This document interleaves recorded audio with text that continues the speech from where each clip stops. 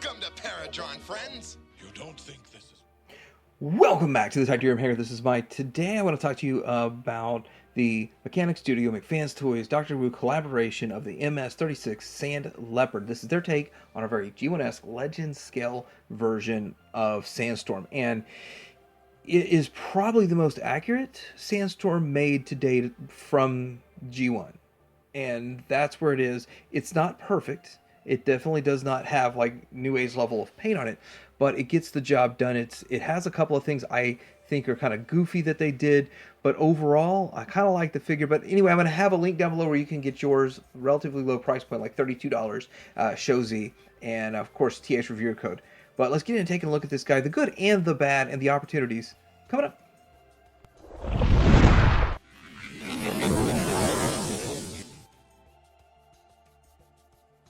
All right, here is the box, the packaging, very simplistic. It does say Mechanic Studio, and so this is kind of a, I believe it's a Dr. Wu effort also.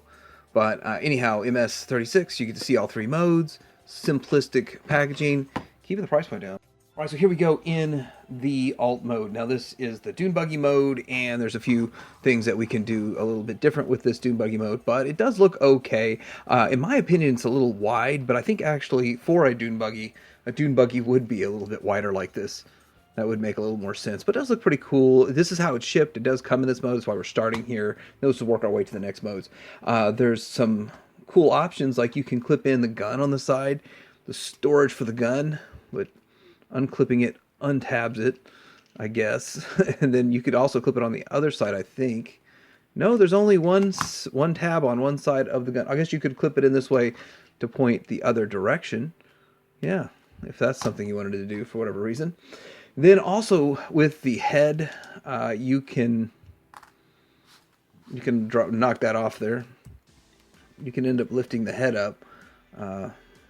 I guess you got to push this down for clearance, but you can hide the head away so that you don't have, so you don't see the head. But then, you know, the head kind of looks like the engine in the vintage version, but that's also an option that you can choose to do. We're going to leave it like that for now because of the fact that when you go to the next step, the next transformation, it's going to go away anyway. Anyway, this does look pretty cool. I guess we need to go ahead and see that it rolls, and there's very few paint apps like on the windshield, the top here, the rims, and just a little bit of stuff in here we're going to see later. But yeah, let's go ahead and get into some comparisons. All right, so comparing it to the G1, it is very reminiscent of the, another one of these fell off. Very reminiscent of the G1, and as you can see, they kind of leave the back of the head looks like an engine on the G1 version, which is why you could leave that head out and it would look more like it. But there are some difference in colorations from the G1, so it's not exactly the same, but similar in a lot of ways overall. Also, that's how it looks next to the G1 helicopter. Here's next to Magic Square's Ironhide, or is it Ryu or Ken, one of them two. But yeah, it looks pretty good overall. I think that looks fine. As size-wise, well, a Dune Buggy would actually be a whole lot smaller. So these, yeah, Dune Buggy would be way smaller. I guess I should have had some sort of a Dune Buggy to compare it to.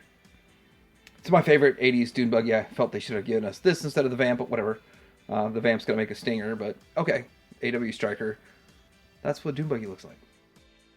All right, for the transformation here, we are going to take this off, and let's just go ahead and take all of this here off.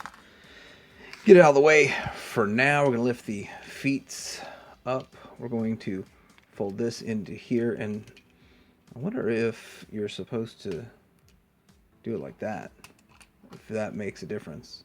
Anyhow, then we are going to more or less bring these up out of the way. We're going to fold this up and over, and then this is going to be up. This filler comes up and over, and then we can flip this out, fold this out, and then it's going to fold into here. Okay, anyway, this part here is going to fold down. This is going to fold down, and then this is going to, I just missed a quick little step. This has to fold down. That's why all this stuff's not lining up just right. It didn't fold that piece down. Okay, now it's all going to line up just right. It's not a hard transformation. It's just you got to get it. You got to get it right. And this tabs into here.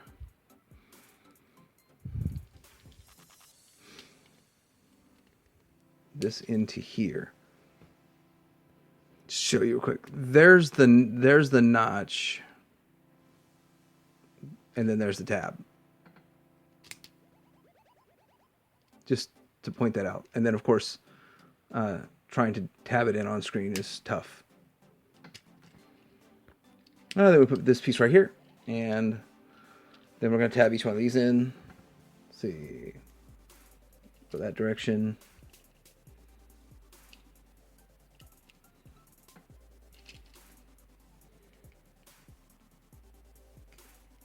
Maybe I should have done this and then put it in. You know, that's always an option. You could always just do this and then put it on, right? Why not? Simplest way to do things. And boom, boom, boom. There it is. And that's pretty much his heli-chopper mode. All right, here he is in his helicopter mode. And of course, you can do the weapon storage if that's a thing that you want to do. And I think this is a good looking mode. Actually, out of the alt modes, I think it looks better than Dune Buggy. I don't think the Dune Buggy was bad, but I think this is more what we'd expect. It does look really nice, especially if you get everything in place properly, unlike what I did at first. It doesn't roll because it's not supposed to roll, and there's always the thing, and no flights in or anything. Well, you're talking a lower price point also, so it's like in the low $30 range. Still does look pretty good. You can see paint right here, and then you can also see very little paint, just kind of really bare bones. And I never really understood with the G1 if this was supposed to go up or to the side, because I see it both ways all of the time, but I'm going to put it this side, and it just kind of feels right. Anyhow, let's go ahead and do some comparisons and get on to robot mode. All right, so here it is in comparison to the original G1, and the G1 is way bigger. This is not one that you're going to see Legends match the size or scale of G1, because that's just not how it goes. And by the way, I really think this might be the only time I've ever transformed the G1 into the helicopter mode. And I would say it was fun doing it. It's not really fun, but it makes a whole lot of sense, a lot more sense once you've transformed this. So there's a lot of similarities between these two. Here's a Mech Fans Toys Blitzwing. That's kind of how it looks, size and scale. Why is it not sitting better than that? But size-wise, I guess they make sense. They do kind of feel like they make sense size-wise and scale-wise. And then, does this make sense at all? The New Age Jetfire it's Jetfire, but it's the Skyfire mold with a Jetfire coloration. Looks pretty cool. Getting him into his robot mode. Let's take this piece off, and then we have to disconnect all of this. Oh. Yeah, and just set that to the side. That's gonna factor in here in a little bit. Then we are going to do a few things. We can untab these, take the gun off, and we can let's get these out of the way so we can fold these out, get that back out, and we can unfold this, put this back up, get that back in place. We can get his head out like so. There is his head, making some progress there. And we'll get his arms here in a little bit. There's not too much to do to that. Then with the legs, we can fold this good kibble stuff back up. And then we need to slide this back up to the top. We are going to split the legs right there. And so that was wrong. You need to, with these, you need to disconnect them right here like that. Don't just pull like I did. Don't pull like a fool. So I just pulled like a fool. So this opens up, and then this comes out all the way down this way, and we're going to form the leg and the foot, Do the same thing on the other side, gracefully, hopefully. Hopefully we can gracefully get it out there. And so it's on this little lever thing. It's definitely different than Combiner Wars. So can't really call it a Combiner Warsing of it. And then here we go with the legs. So he's standing.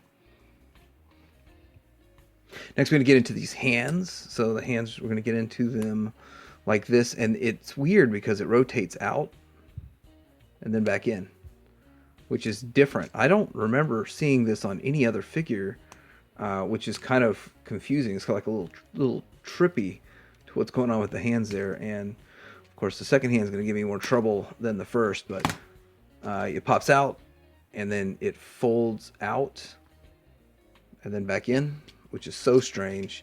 And then we want to get the arms pulled out, slid up into place, slide this up into place, pull that out, and I think we're pretty much there. Are we there? Are we there? Are we there? I think we're there. Let's get the gun in his hand, and then let's put all this kibbly stuff back where it belongs. Guess we can just tab that back into there. And then these pieces here, oh man, they're just going to tab in like crazy. Does not look like fun. But you get the drift. And then we're in bot mode. Yeah, this is, I don't like how they did these. But I can't change it. So let's go ahead and take a look at them in the bot mode. All right, here he is more or less in the bot mode, as you can kind of compare to the picture. That's how it is supposed to look in the bot mode. And I gotta say, it's not too bad. And one of the problems is that I find that the heels are kind of weak. And I'm starting to wonder if I did something wrong with the heel spur. Maybe I did, and maybe that's why. Maybe you can play with the heel spur and you can give it a little bit more of an angle so you have a little bit more to deal with. And that does kind of help it. So maybe that's what's going on with it. But it does look pretty interesting. It does kind of match the character overall, in my opinion. You do have some paint up here, paint on the face, paint on the chest.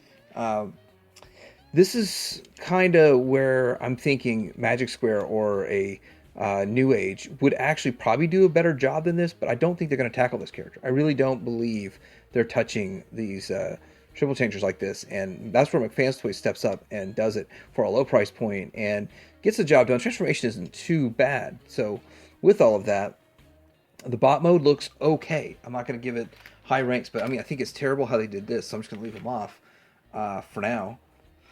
But yeah, I mean, it's kind of plain. There's very little paint, but it gets the job done. It works. Let's go ahead and get into some articulation.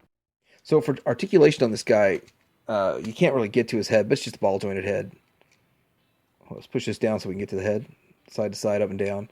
And some of these heads that are kind of boxed in, that's just kind of what you're going to get. Shoulder out to here. You can do close to a 360, I guess, with this guy. Double jointed. Nope, not double jointed. That's as far as you're going to get with the elbow. The articulation's at the elbow, and then the hand goes a little bit in and out because of the transformation, and it's just Legend scale. You do have some waist swivel, but no ab crunch. No Magic Square ab crunch that you get, but you could bend them like that if you wanted to. Ball joint, like just highly exposed. So a ball joint, and you have another joint right here at the thigh. Goes all the way out to about there, and then front and back. There's no hip flaps or anything like that.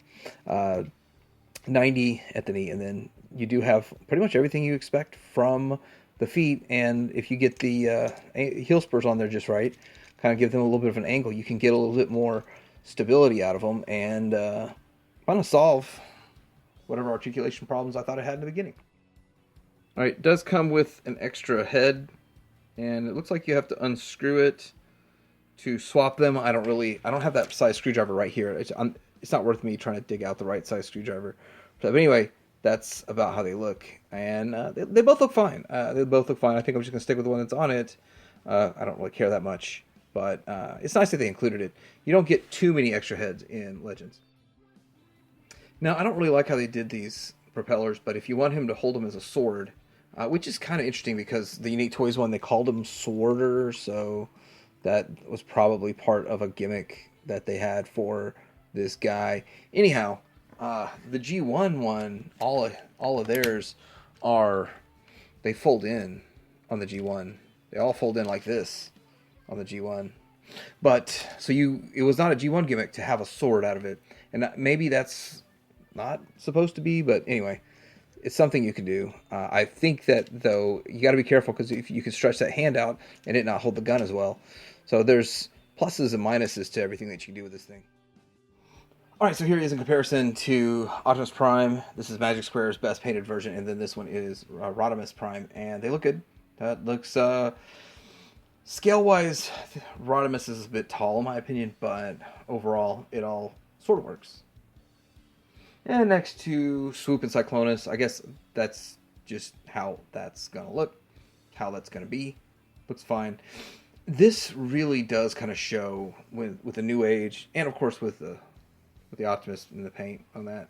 Just this is a lower price offering, and it doesn't have that premium level finish that you see with especially New Age.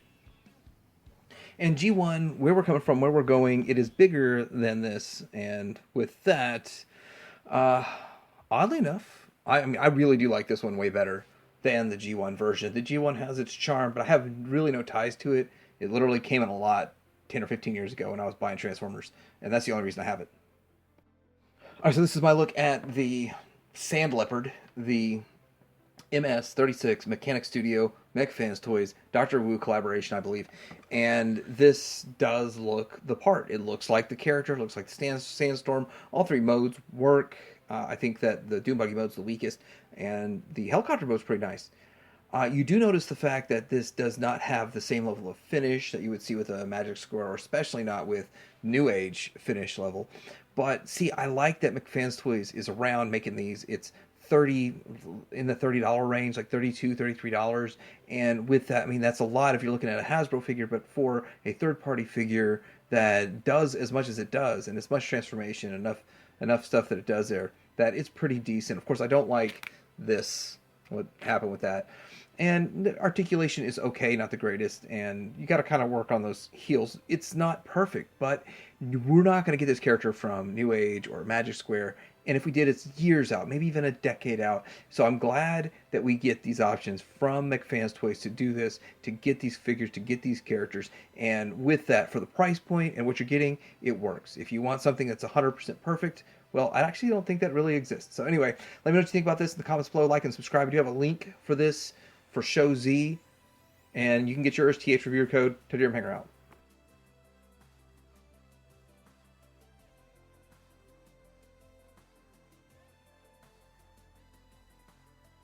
They're no fable.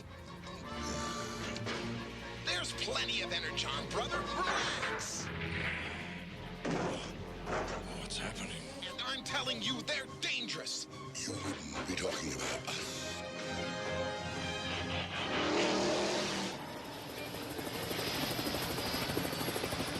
Let's hear the story from the beginning. Our forefathers fled Cybertron during the Fourth Great War.